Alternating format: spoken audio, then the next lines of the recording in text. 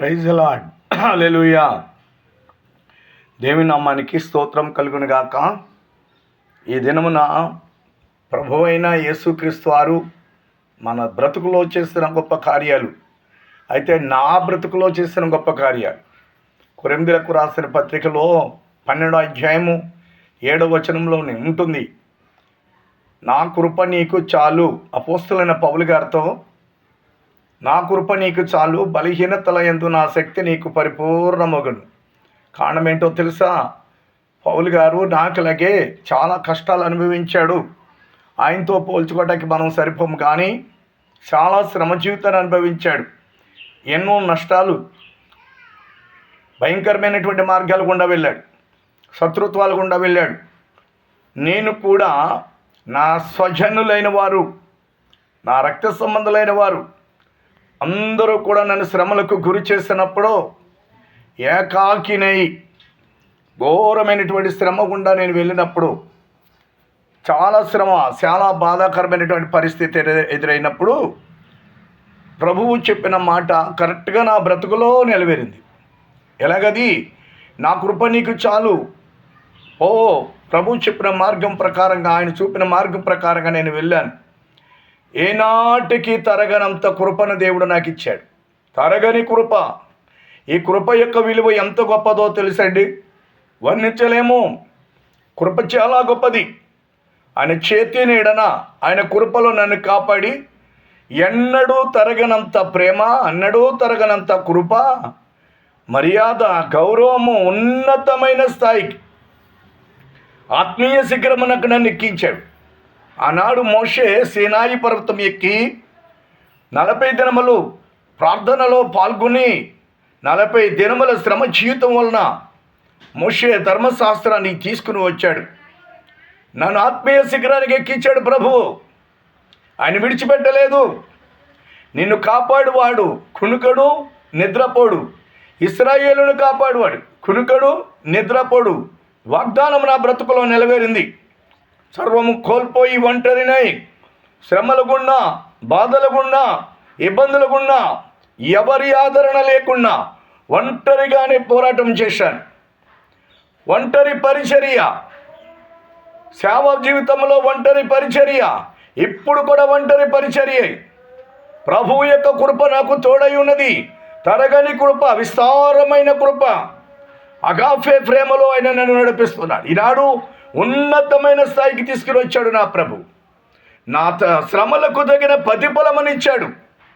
గొప్ప స్థాయిని, గొప్ప స్థితిని, గొప్ప ఉన్నతమైన నడిపింపును ప్రభువు నన్ను చేపట్టుకొని నడిపించి బ్రతుకులో ఎన్నో అద్భుతాలు చేశాడు, ఎన్నో ఆశ్చర్యకార్యాలు చేశాడు.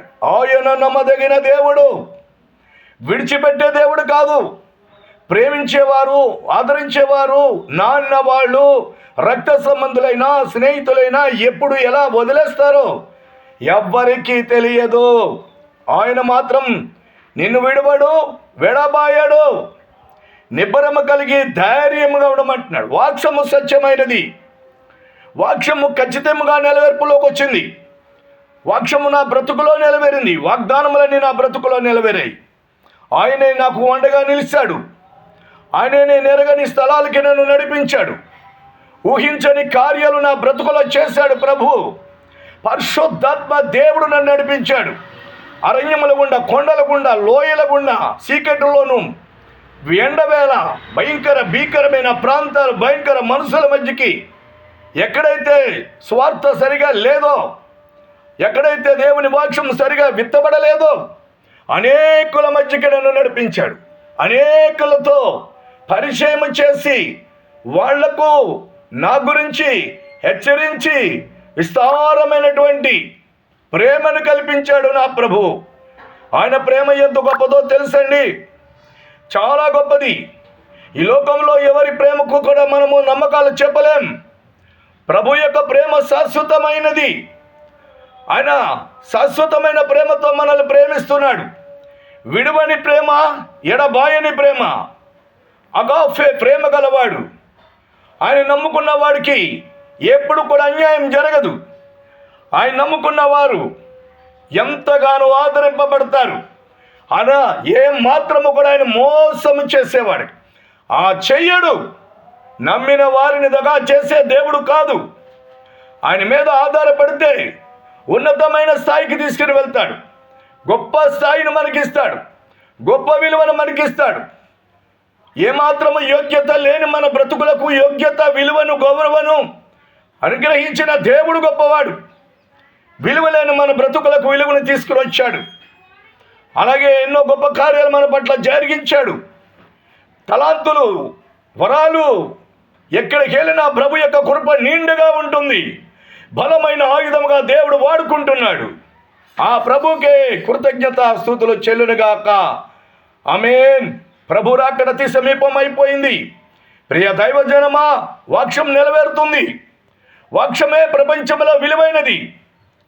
విశ్వాసము, నిరీక్షణ, ప్రేమ, ఈ మూడు నిలుచును.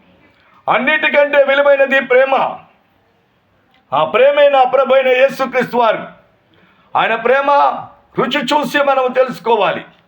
అగాఫే ప్రేమ, ఆయన ప్రేమ అగాఫే ప్రేమ రుచి చూసి మనం తెలుసుకోవాలి.